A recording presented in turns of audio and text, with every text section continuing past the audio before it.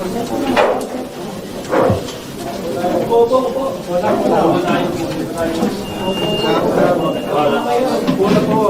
po tayo.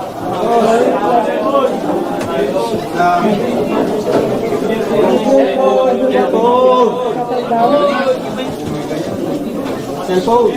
Cellphone! Ladies and gentlemen, members would like to request our friends from the media to please settle down.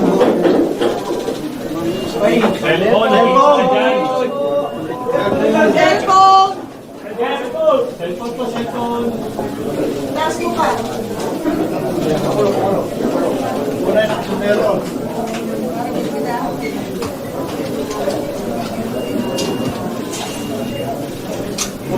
Pero kung ay niya sa harap mo, kanilang camera mo. Una po kami naman. May we request once again to please settle down. Una, sir! Ulong sa upuan.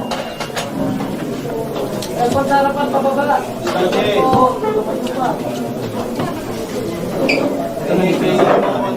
Medyo makilang isa.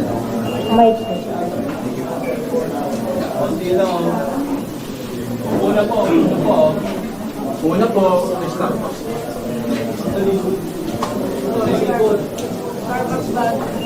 Una po, una po. Ate, yung cellphone mo, ate.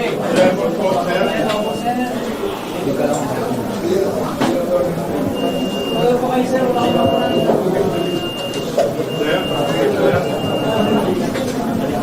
Good morning, everyone.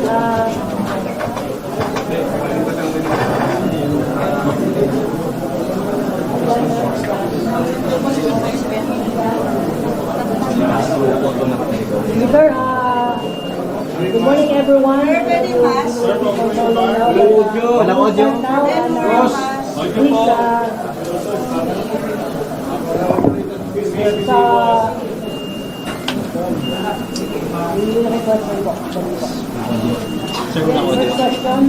Walang audio. Walang audio. Walang audio po.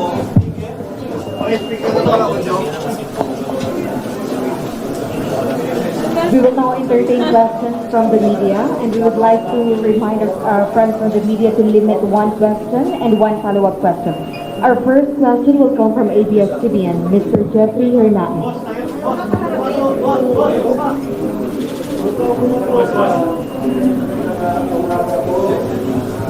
Good morning po, Secretary. Secretary, pakikwento lamang po yung mga nangyari po mula po sa inyong bago pag-usap sa Indonesian authorities hanggang sa tuluyan po na mailipat po sa Philippine authorities itong custody ni Mayor Alice Go at maiuwi po siya dito sa Pilipinas. Ayaw ka po to. Magandang umaga sa inyong lahat. Sir, pababala po na cellphone, sir. Kahapon, siguro kahapon, no, si Chief ay nasa trabaho. Siguro alas 5 ng umaga, gising na ako. Dumiretso po ako ng Naga. Tapos dumiretso ako ng Kansu para dito sa mga nabahaan. Mahina. Bandang tanghalian, nakatanggap ako ng tawag na binibigyan tayo ng hanggang alauna ng madaling araw dahil nagakit ng mga Indonesian authorities si Alice Go na kung hindi ito aayusin ng Pilipinas, mapapakawala nila si Alice Go. So dahil sa panahon na yun, agad tayo naganap ng eroplano. Hindi tayo aabot sa mga flight. At may kaibigan ako nagpahiram na eroplano para lang magawa ito sa mas madaling paraan. Kasi hahabulin natin yung alaunang sinasabi. At inuulit ko, noong ising ko, wala akong ginastos ang pamahalaan dito. Alas 6, nandito kami. Nag-delay ang flight namin, 11 kami umalis. Halos 4 kalahating oras ang biyahe namin doon. Siguro mga alas 3 ng umaga, nandun na kami. And we have to wake up at 6 o'clock in the morning. At pagkatapos noon, ay pinuntahan na po namin ang Indonesian officials. Ito lang ho ang gusto kong sabihin sa ating mga kababayan. Nung nagpunta kami ron, si Chief Marbil, ako, no, at nauna na po ang PI at ang NBI doon. Walang kasiguraduhan, inuulit ko, walang kasiguraduhan mauuwi namin si Alice Do. Wala. Kung umuwi kami ngayon na hindi namin siya kasama, malamang pinagtatawalan na kami ngayon. And yet we took the risk. Nagpunta kami ron at ginawa namin ang dapat namin gawin. Kinausap namin ng mga authorities. Siguro halos isang oras nakipag-usap kami. And eto na po ang nangyari. No? Naiuwi namin si Alice Go sa Pilipinas. Itong operasyon na ito ay dahil sa tinatawag natin police to police. Nagkaroon ng Memorandum of Understanding ang kapulisyahan ng Pilipinas at kapulisyahan ng Indonesia. Kung maaalala ninyo si Sheila Go at si Cassandra O, yun din ay dahil sa police to police na Memorandum of Understanding na kung saan ang kapulisyahan ng Pilipinas at ang kapulisyahan ng Indonesia ay magtutulong-tulong para hanapin yung mga pugante at iba pang may kinalaman na kalilan sa kanyang bansa at magtutulungan. At nung nahuli na si Alice Go, at gusto kong pasalamatan dito si General Macapas at ang ating police attaché na si Madamba at of course ang Indonesian counterpart na naka-assign dito, no? Ang pangalan niya po ay Police Senior Superintendent Retno, ang Indonesian Police Attaché. Siya po nakipag-coordinate sa Indonesia para malakad ito. At para lang malaman po ninyo, sa part naman ng Indonesia, gusto ko pasalamatan si Police General Listio Sigit Prabowo, ang Chief ng Indonesian National Police. Tapos yung pong kanilang head ng Criminal Investigation Board, yung CID nila, si Police Commissioner General Wayu Bida, si Police Inspector General Krishna Murthy, ito po yung kanilang sa Interpol ng Chief of International Relations, no? At itong si Police Commissioner General Matthews Hukom, ang Indonesia Narcotics Agency. At yung pong isang team ng isang Indonesia, ito po yung paglapag ni Alice Go sa Indonesia, hindi na nila binitawan kung saan nagpupunta, sinusundan po. Kunyari, pupunta sa isang lugar, uupa sila isang bahay, susundan nila, paglipat, susundan nila ulit. Sinaga nila to ng halos I think it's more than 2 weeks, no? More than 2 weeks na pagbabantay po dito. Ito po si Police Senior Superintendent O.D. Laturon, ang Chief ng International Crime Section ng Interpol ng Indonesia. So, lahat po ito ay nagtulungan upang nadakip po si Alice Go at yun na nga para maiharap po dito. No? So, nung pumayag na po ang Indonesian authorities, ito po ay siya po ay dineport sa Pilipinas at pinadali na po namin ang aming proseso at ito na po ang nangyari ngayon ay uwi na po namin si Alice Go. Yes.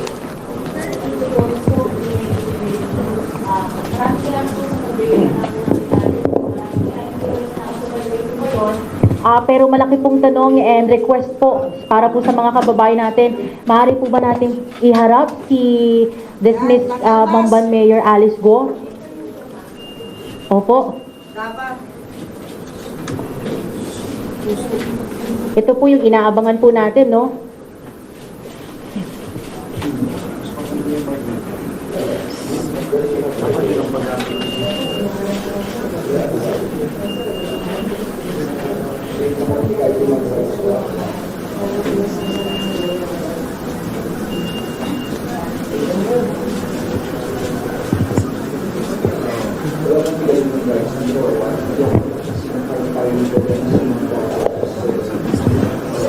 Jakarta, Vicente, Ruby.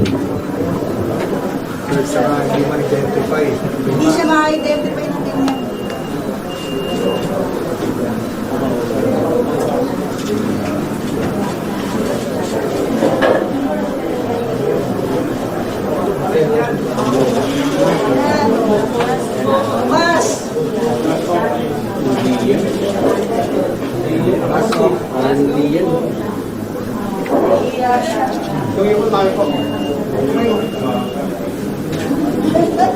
Okay, will there be any other questions?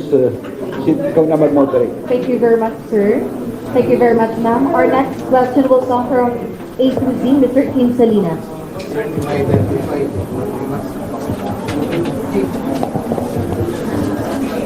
Good morning, mga sirs. Sir, medyo kumakalat yung picture po ninyo with Mayor Alice Guo. So, kung saan masaya kayo with GPNP, ano po yung masasabi niyo po dito kasi medyo nagba-viral sa social media, sir? Well, salamat sa pagtanong mo, no? Alice, naririnig mo yung sinasabi, okay. Nag-request si Alice na kausapin kaming dalawa ni Chief. At sinabi niya nga na meron siya mga death threats. At inassure ko siya, kami ni Chief, na yung death threats, huwag niya alalahanin yung importante, sabihin niya lahat ng totoo. Lahat, huwag siyang matakot, maski sino pang malalaking tao ito. At siya ibabantayan ng kapulisyahan. Tapos pinadocument namin, para lang malinaw ito, hindi ko naman alam kung ano yung ginagawa niya, nakaharap siya, syempre nakatingin ako sa kamerang ganon. Ang hirap naman nun, hindi ba? So yun po ang nangyari niyan. No? Alice, gusto mo bang sagutin? Ba't ka raw gumano? Yes, Siguro siya na lang tanongin. bakit parang Anak, pasok. Pagkatanggap na. Selfie. Parang yung selfie, parang nagpunta ka kanina. Kino-confirm ko po ang lahat po ng sinabi po ni Secretary na meron po akong death threat po at humingi po ako ng tulong po sa kanila at masaya din po ako na nakita ko po sila. I feel safe po. Maraming salamat po. Kayo, Alice, kaya po ba medyo masaya po kayo sa mga pictures and yung mga nakikipag-selfie pa po sa inyo, lagi kayo nakasmile na parang less stress po kayo sa inyo pong sitwasyon? Opo.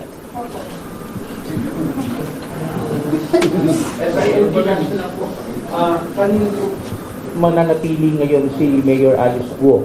Sa Senate po ba o sa PNP Custodial Center natin? Ganito po kasi, no, nag-file po ng kaso. Kung maalala ninyo, ang unang nag-file ng kaso labang kay Alice Guo ay ang DILG. At ito naging basihan ng ombudsman na mag-issue ng preventive suspension. Kung maalala nyo lang. Ngayon, ito ngayong final namin sa ombudsman, ito ngayon ay nakita ng ombudsman at kinampihan ng DILG at sinampa po ito at kinasuhan na po siya. No? At ito ngayon ay nasa korte ng Kapas Tarlac. At ang Kapas Tarlac po ay nag-issue ng warrant of arrest labang kay Alice Guo.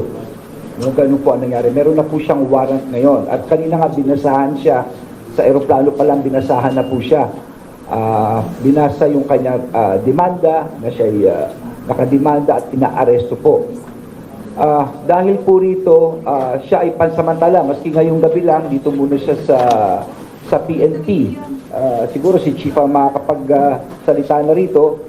No? At yun naman sa Senado, kung sakali man, kung magbe-bail siya, pwede na siya mapunta sa Senado. Ganun po kasi ang Chief, can you bear me out here kung paano ang proseso na yung gagawin ng police?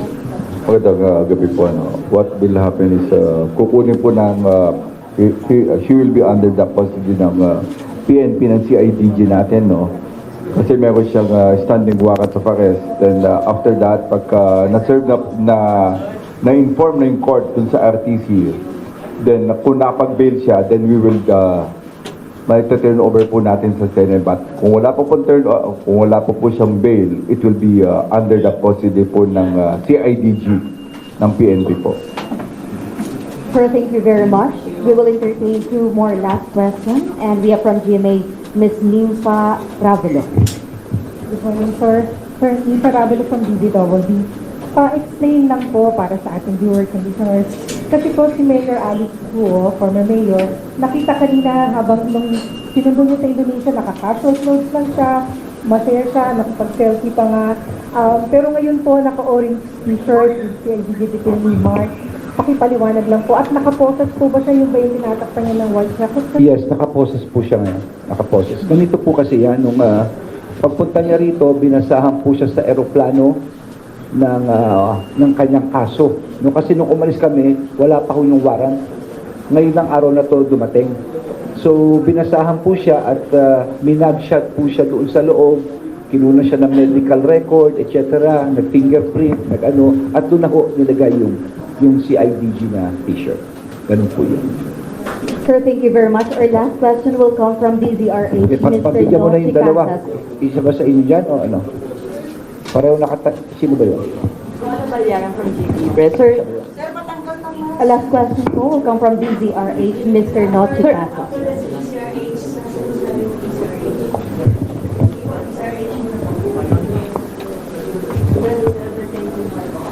Okay, sir, good morning kay General Francisco, sir, Secretary Avalos and PNP Chief Marvel. Sir, itong pagka-aresto kay Mayor, former Mayor Alice, meron po ba itong kinalaman din, sir, sa may politika po ba ito na involved din dito, sir? Ganito lang po yan, ano? Kaya importante sa amin na magpunta sa Indonesia ni Chief. Kamukha ng sinabi ko sa inyo kanina, wala kaming kasiguraduhang makukuha namin siya, inuulit ko. At ang mabigat nun kung babalik kami rito na hindi namin dala si Alice ko. Katakot-takot ng kritisismo yan. Ngayon, bakit namin ginawa ito? Dahil ito yung proseso ng ating batas na dapat makuha siya ng kapulisyahan. We were given a very tight time limit. Imagine, 1:00 ng umaga. Anong oras kami umalis dito? Inahabol namin yung 1:00 na yun. Mabuti na lang, sinabihan kami ro na dahil nakita nga na persistent kami, in-adjust yung time. In-adjust nila hanggang kinahapunan na. Kaya nakagalaw kami ng gusto at yung nga, nagkaroon kami ng meeting doon. Ngayon, yung katanungan mo, bakit gano'n? Well, yung nga ang sinasabi namin kay Alice, huwag kang matakot. Huwag kang matakot. Kung ikaw natatakot sa buhay mo, we will provide you all of the security ng kailangan mo, importante lang. Ituro mo ang mga taong malalaking ito. Lahat ng pangalan ibigay mo para magkaroon ng hustisya na rito at matapos na ito. Dahil yun lang ang bagay na talagang magpapaayos sa kanya. Sabi niya, totoo, may proseso tayo rito. Ibigay niya yung mga pangalan at andito ang pulis para proteksyonan siya ang kanyang buhay. No? Yun ang inassure namin sa kanya.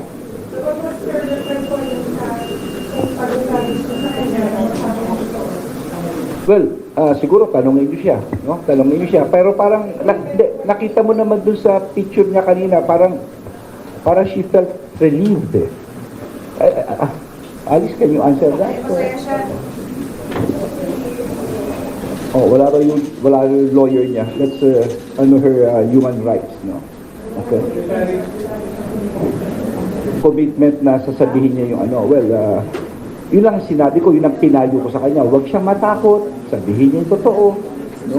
Yun lang. At we will take care of her security. Yeah. Pobre, pinapakita mo ba kung mayaman hindi? Well, eto na lang, ang basis nitong ating ginawa ay deportation proceeding. No, totoo lang. Napakabigat ng mission namin, Napakabigat nito. Ganun kakomplikado to. Meron pa yung mga swap na pinag-uusapan na ganyan. Hindi biro ito. Pero ako'y nagpapasalamat muli sa Indonesian government. And by the way, it is right now the 75 years of Philippines and Indonesia friendship. No, itong taon na to, nag-coincide pa, nandun pa si Santo Papa nasa Indonesia pa ngayon. No? So, ang naging basis nito ay talagang ang deportation lamang. Yun ang pinag-usapan. Okay? Sir, thank you Yes. po. Sir, we have one more question from DWIC, Mr. Joel Pelena. Matukoy na po ba kung sino po, paano po nakalabas? At kung mayroon bang taong nasa likod? Hindi na ho namin, kasi masyadong mabilis ang pangyayari. Yung maraming tao kanina, no? At totoo lang, bukod sa kay Chief, sa PNP, ando rin po, ang gusto ko rin pasalamatan, no? Ang NBI at ang ating immigration, no?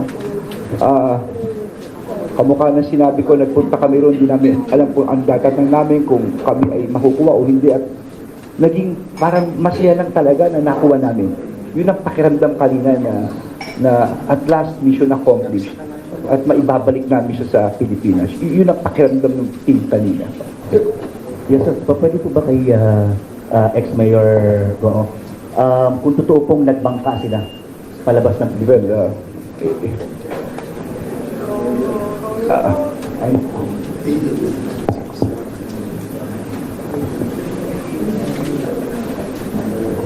okay, wala kasi siyang assistance of counsel, at under that, sana maunawaan ng ating mga kababayan.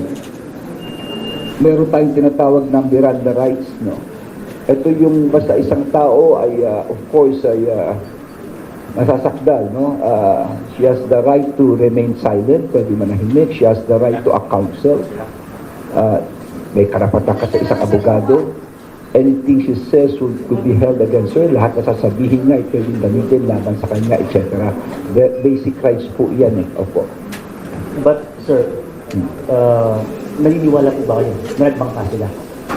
Well, mahirap mag-judge, eh, no? Maraming posibilidad. At for me, hindi malayo yung sinasabi nyo dahil maluwang ang ating, yung ang problema namin, yung pinag-usapan namin sa Indonesia kanina, dahil yung problema nila, kamukha sa atin, maraming isla, ganun din tayo, maraming tubig, no?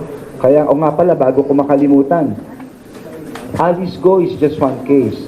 Ang nangyari dito, sa ganda ng pag-uusap namin with the Indonesian authorities, mas iigtingan natin ang kooperasyon sa kanila. Dalawang kaso na to, kay Cassandra Ong, no, at saka kay Sheila Go, ngayon kay Alice, at pinag-usapan namin na like drugs, smuggling, mga fugitives, magtutulungan ng gusto ang Indonesia at ang Philippines, and from time to time, mag-uusap, no? Chief, can you also give light to that? Yung pinag-usapan natin with the Indonesians? I just want to add dun kay Secretary, no? What happened kaya ito na nahuli is because of yung mutual agreement namin, mutual understanding between the Philippines and the Philippine National Police and the Indonesian National Police. Kaya kami hinahabol po namin ng Secretary kasi wala naman siyang kaso. Wala siyang kasong kriminal, and it's only contempt. Kaya yung hinahabol namin kasi sabi ng Indonesian National Police, wala silang jurisdiction kasi wala naman talagang criminal case. So what happened, hinahabol ko namin, and at least kahit na paano napakusapan sila to take care dun sa natin, and kaya nga nagkakaproblema kami kasi since walang kaso at nahihirapan na rin yung Indonesian National Police kung paano lang i-hold na matagal. At kung sabi mo, I just want to add, no, kaya nag-smile kanina. In the first place, wala siyang kaso noong that time. During that time, napaalis na kami sa airport at we received yung warrants of arrest coming from the RTC ng dun sa Tarlac. But the rest is it's more of yung babae confiding at us na kung ano talaga nangyari, kung sino yung mga nagkakaroon siya ng death threat, yung mga problema niya. And it so happened na nakuhanan kami ng picture. Maybe I don't know kung sino kumuha ng picture, but it's more of na talaga. Natutuwa siya talagang iba yung first time na makita yung secretary natin and me na they feel so comfortable. And I guess ito po yung nangyari sa atin. So ito po, it's more of sabi natin is cooperation. Ang nangyari po dito, I just want to add, no, ang nangyari kasi dito, it's coming from kaya nahirapan yung Indonesian National Police because from Indonesia, she went to Malaysia and Singapore. So paikot-ikot. And they took, sabi ko nga, it's really a God of choice na chance na lang talaga nakuha nila. It's just they took a risk they opened one of the houses na nandun nagtatago siya. Kaya yun po yung nangyari. So tama po yung sinasabi ni, it's really more of a mutual agreement between us. Kaya lang nga, sinasabi nga ng Indonesian National Police, we have to go there right away because they have no case. We cannot hold them for quite a while, more than 24 hours. So po ito po yung nangyari dun sa kay Alice Go. Sir, thank you very much. Idadagdag ko lang, no? lalo na sa mga nakikinig ngayon, napakahirap na maging puganti ka sa ibang bansa. Tandaan niyo yan. At yun ang pinag-usapan namin sa Indonesia. Bakit? Yung Interpol, yung International Police ng Pilipinas, ng Indonesia, ng Singapore, ng Malaysia, masasanib pwersa yan. Kung anong nangyari rito ngayon sa Indonesia at Pilipinas, yan ang mangyayari sa lugar na ito. Talaga magtutulungan.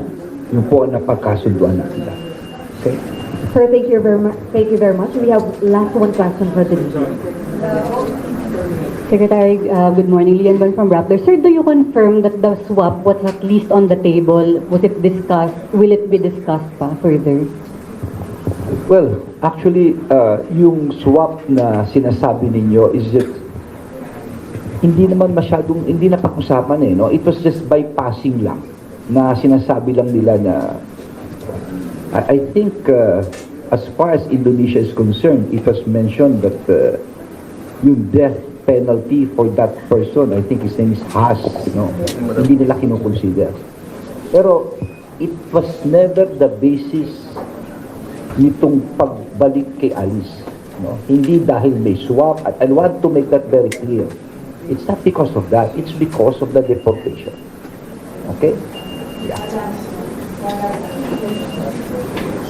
Sir Joanna Balyaran from GG Press. Sir, so you're saying kanina na you're going to protect Alice. So you're saying po ngayon na there are bigger people or syndicate behind her and she's not the leader of the crimes that she... No, teka muna, do not put words into my mouth. Okay, sir. Just Simple lang ang clarify. sinasabi ko. Sinabi ni Alice, natatakot siya sa buhay niya at kaya siya umalis dito sa bansa.